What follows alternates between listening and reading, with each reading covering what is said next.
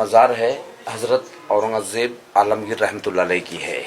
ये इनकी वसीयत थी कि मेरी मज़ार कच्ची रखना, मिट्टी की कब्र बनाना, उसके ऊपर जो पौधा है झाड़ सब्जे का लगाने का, यानी इसके अंदर जो काला बीज होता है इसको शरबत में फालूदे में डाल के पीते, ठंडा होता है। और ये इनकी ख्वाहिश थी कि मेरी मज़ार के ऊपर कोई गुम्बज नहीं बनाना, खुला रखना, सफ़ेद सादा प्लेन वाइट ऑर्डिनरी चादर डालना, जैसा कि मामूली गरीबों का कब्र होता है वैसे मेरी कब्र बनाना, कोई अमीरों को तरह रंगीन जरी या मखमल का कोई गुलाब भी इसके ऊपर नहीं चढ़ाने का। अब ये जो मार्बल का जाली वगैरह दिखाई दे रहा है, इसके पहले यहाँ पर इसी किस्म की ओरिजिनल लकड़ी की जाली थी, मिट्टी का फर्श था, लेकिन ये सब बाद में Lord Curzon viceroy of India के बहुत ही रिक्वेस्ट करने पर हैदराबाद के जो 7वें निजाम थे तो उन्होंने ये 1921 यानी 1921 में ये मार्बल का जाली और ये फर्श संगमरमर का बना दिए। अब ये जो पौधा बड़ा होता है इसको निकाल के छोटा पौधा लगाते हैं, पानी इसके अंदर हमेशा डालना पड़ता है और गलाफ वगैरह भी इसका हमेशा बदलते रहते हैं। इनकी आखिरी ख्वाहिश ये थी कि मेरी मज़ार जो है सिर्फ 14 रुपया 12 आने में बनाई जाए,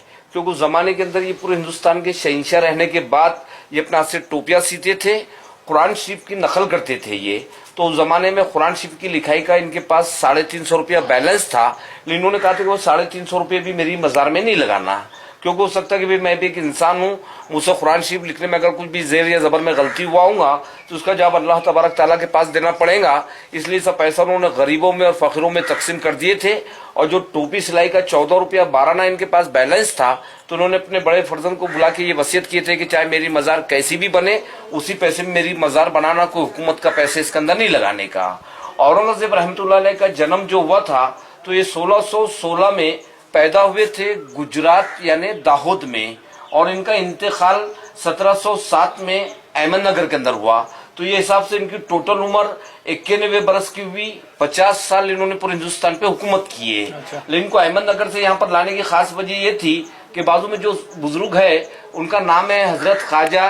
सैयद ज़ैनुद्दीन चिश्ती रहमतुल्लाह अलैह। ये औरंगज़ेब रहमतुल्लाह अलैह जिस टाइम जिंदा थे तो ये बुजुर्ग को पर्दा फरमा के 400 साल का जमाना हो गया था, लेकिन औरंगज़ेब साहब अपने दौरे हुकूमत में जब भी औरंगाबाद आते थे तो इन बुजुर्ग की मज़ार पे हाजिरी देते थे, तो उनको यहाँ पर एक दिली सुकून मिलता था। इसके लिए औरंगज़ेब ने इनको अपने गैबाना उस्ताद यानी पीर माने थे। सामने जो मार्बल का टूम है उसमें औरंगज़ेब साहब के बड़े फर्जंद है मोहम्मद आजम शाह की बीवी है आसिया बानो, जिन्होंने अपनी माँ की याद में बेबी का मकबरा औरंगाबाद में तामीर करवाए। अब ये सामने बोर्ड पे लिखा है हुवल हय्युल क़य्यूम,